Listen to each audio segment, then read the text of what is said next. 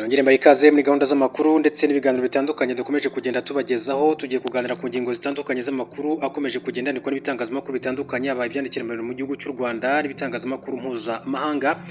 Nuko Uburusiya bwongeye kugaba igitero gikomeye cyane mu gihugu cya Ukraine. Ingabo z'Uburusiya zaraye zigabye ibitero bikomeye cyane mu nganda zikora ibikoresho bya gisirikare birimo intwaro zirasa kure ndetse n'indege zitagira abapilote mu gihugu cya Ukraine.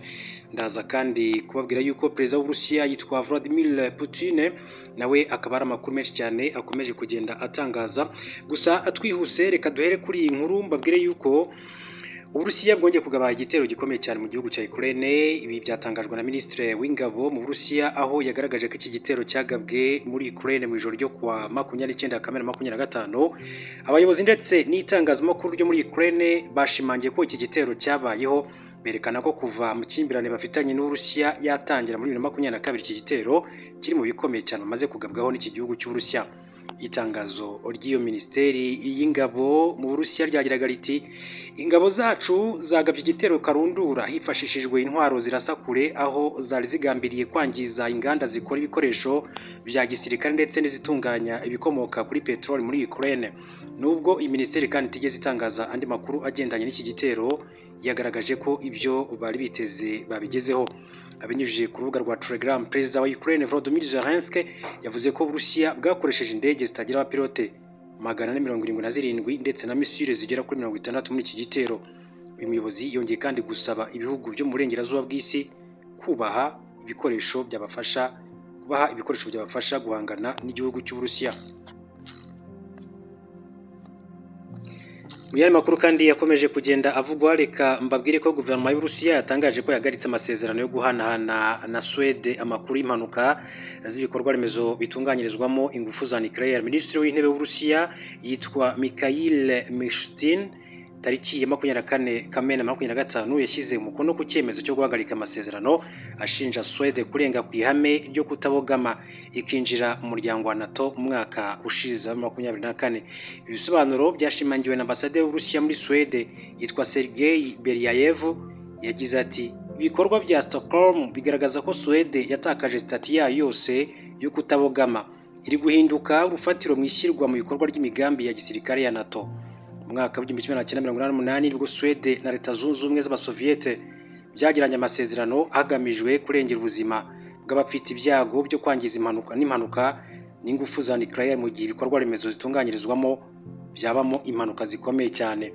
Aya masezerano yasinywe nyuma yaho abashakashatsi bo muri Swede mwaka wa 1986 bagaragaje ko ingaruka z'impanuka z'uruganda rutunganyirizwamo izi ngufu rwa Chernobyl muri Ukraine zishobora kugera ko no kubatuye mu bindi bihugu cyane nka Leta Zunze Ubumwe z'Abasoviyete. Leta Zunze Ubumwe z'Abasoviyete kandi yasenyutse mwaka wa 1991. Uburusiya bwiyemeza gukomeza imishinga n'amasezerano iri huriro ryari rifite.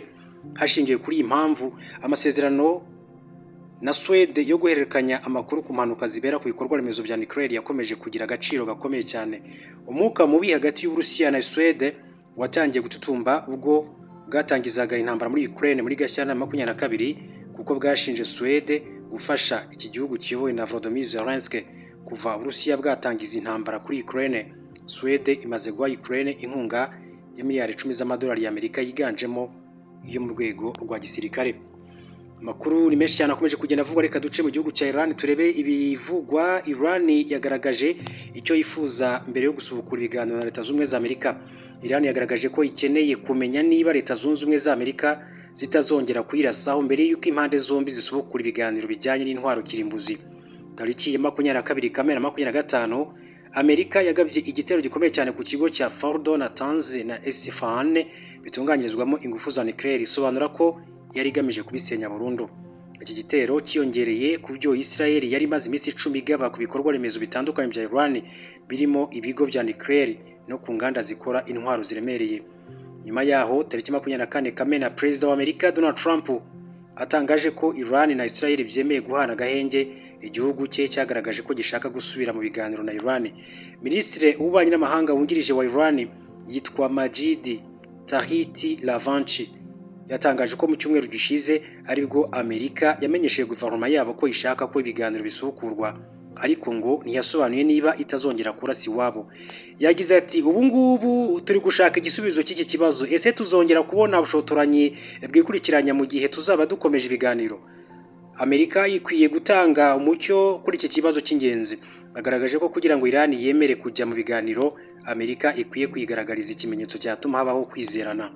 Minisitiri Lavanchi yasobanuye ko ingufu za nuclear Iran itunganya zigamije ibikorwa bidahungabanya umutekano, bityo ko ibirego by'abashinja umugambi wo gukora intwaro kirimbuzi nta shingiro bifite.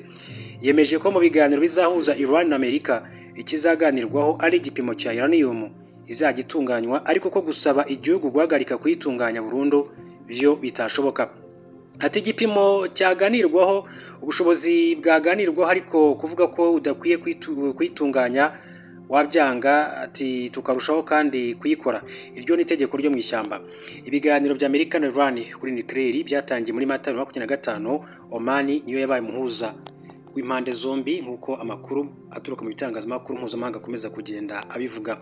Tugaruke gato mu karere k'ibiyaga bigari muri Repubulika ya Demokarasi ya Kongo, mbabwire ko umuyobozi w'ihuriro rya AFC 23 rirwanya ubutegetsi bwa Repubulika ya Demokarasi ya Kongo, Corneille Nangaa, yatangaje ko rigenzura ubutaka bufite ubuso burenga kilometero kare 1035. Intambara ya AFC 23 n'ingabo za RDC yatangiye mu gushyingo 21. Kuva icyo gihe iri huriro ryatangiye gufata ibice byinshi cyane byo mu ntara ya Kivu y'Amajyaruguru rikomereza no muri Kivu y'Amajyepfo. Mu butumwa bujyanye n'umunsi w'ubwigenge kwa 29 Kamena 2025, Corneille Nangaa akaba yagaragaje ko ibice AFC 23 igenzura birimo umutekano usesuye kandi ko abaturage babituye bafite icyizere cyazaza heza. Yagize ati uyu munsi AFC 23 iyobora ubutaka bw'igihugu burenga kilometero kare 34 ahatuye abaturage bagenzi bacu. Ati mu mezi agera kuri 5 ingabo zacu zagaruye umutekano, zigarura ituze, zirinda abaturage kandi zibiba imbuto y'icyizere gishya. Corneille Nangaa yasobanuye ko nta shimwe Alliance Fleuve Congo M23 ikeneye cyangwa se ubutegetsi, ahubwo ko icyo ishaka ari ukugarura umutekano muri RDC, kuyikura mu bukene iheza, ivangura, igitugu ndetse n'akarengane. Yagaragaje ko kubw'iyo mpamvu AFC 23 ishyigikiye gahunda zose zigamije kugarura amahoro n'umutekano mu gihugu, zirimo ibiganiro bya Katari bihuza na leta ya RDC byatangiye mu kwezi kwa gatatu uyu mwaka wa 2025. Dukomereza amakuru yacu kuri iyi nkuru, mbabwire ko umwuka mubi wongeye gututumba hagati y'umunyapolitike utavuga rumwe n'ubutegetsi bwa Repubulika ya Demokarasi ya Kongo yitwa Martin Fayulu na Perezida Felix Tshisekedi cyangwa se Faci. Mu ntangiriro za Kamena 2025, Bwana Martin Fayulu warwanyaga ubutegetsi bwa Felix Tshisekedi kuva bwajyaho mu 2019 yatangaje ko ashaka guhuza imbaraga n'uyu mukuru w'igihugu kugira ngo barwanye Joseph Kabila n'ihuriro rya AFC 23. Tariki ya 4 Kamena, Tshisekedi yakiriye Martin Fayulu mu biro bye, bemeranya ko abanyekongo bakwiye kuganira kugira ngo bungu bumwe bashakire hamwe igisubizo cy'umutekano wazambye ndetse ibindi bibazo bibangamiye igihugu cya Repubulika ya Demokarasi ya Kongo. Umuvugizi w'ihuriro Ramuka riyoborwa na Bwana Martin Fayulu akaba n'umuyobozi w'ishyaka ADD Congo, Prince Epenge, ku itariki 29 Kamena yatangaje ko we na bagenzi be bahuje umurongo wa politike batemera Felix Tshisekedi nka perezida wa RDC. Prince Epenge yagize ati dufite ikibazo cya politike, ntabwo twemera Bwana Felix Tshisekedi nka perezida. Felix Tshisekedi yagiye ku butegetsi mu buryo bunyuranyije n'amategeko. Yagaragaje ko Felix Tshisekedi yananiwe kwambura ihuriro AFC 23 bice igenzura birimo umujyi wa Bunagana umaze imyaka igera hafi kuri 3 ufashwe. Ntiyarwanya ubukene bwugarije abanyekongo n'ibindi bibazo birebana n'imibereho. Umunyapolitike yagaragaje ko Felix Tshisekedi adakwiye kurenza umwaka wa 2028 ari ku butegetsi, bityo ko nyuma y'icyo gihe akwiye kuboneka umukuru w'igihugu mushya uzasubiza RDC ku murongo muzima. Nubwo Bwana Martin Fayulu yemeye guhura na Felix Tshisekedi, aracyashimangira ko ari we watsinze amatora y'umukuru w'igihugu yabaye muri 2018 no muri 2023, akagaragaza ko Felix Tshisekedi we yibye amajwi inshuro zigera kuri 2. N'amakuru rero abakomeza kugenda avuga muri Repubulika ya Demokarasi ya Kongo. Reka tunayasoreze kuri inkuru, mbabwire ko urukiko rwemeje igihe ruzatangira kuburanisha Costa Mutamba. Urukiko rusesa imanza rwa Repubulika ya Demokarasi ya Kongo tariki ya 9 Nyakanga 2025 ruzatangira kuburanisha Bwana Costa Mutamba Tungunga wahoze ari Minisitiri w'Ubutabera. Amakuru aturuka Kinshasa avuga ko urukiko rwamaze kwandikira Costa Mutamba rumenyesha ko agomba kwitabira iburanisha rye uwo munsi. Costa Mutamba akurikiranyweho icyaha cyo kunyereza miliyoni 19 z'amadolari y'Amerika zateganyijwe mu mushinga wo kubaka gereza ya Kisangani mu ntara ya Chopo. Icyemezo cy'urukiko cyo kuburanisha Costa Mutamba gishingira ku kirego cyatanzwe n'umushinjacyaha mukuru Filime Muvonde nyuma y'aho inteko ishinga amategeko imuhaye uburenganzira bwo gukomeza kumukurikirana. Ubwo Costa Mutamba yageraga imbere ya komisiyo y'inteko ishinga amategeko yari ishinzwe gukurikirana dosiye ye, yemeye ko miliyoni 19 z'amadolari y'Amerika zabuze, asobanura ko zayoberejwe kuri konti y'ikigo cy'abaringa. Icyo gihe yasabye imbabazi, agaragaza ariko ko abarimo umushinjacyaha Muvonde na Minisitiri w'Intebe Judith Suminwa Turuka bamugendaho bamuziza amavugurura yatangiye kuzana mu rwego rw'ubutabera muri Repubulika Iharanira Demokarasi ya Kongo. Mbashimire mbifuriza ibihe byiza muri mu kuboko kw'iburyo handitse ijambo subscribe cyangwa s'abone muri mu gifaransa mukande kunzogera, hanyuma tukimara gutunganya amakuru ndetse n'ibiganiro byacu bizajya bihita bibageraho ako kanya. Mugire ibihe byiza.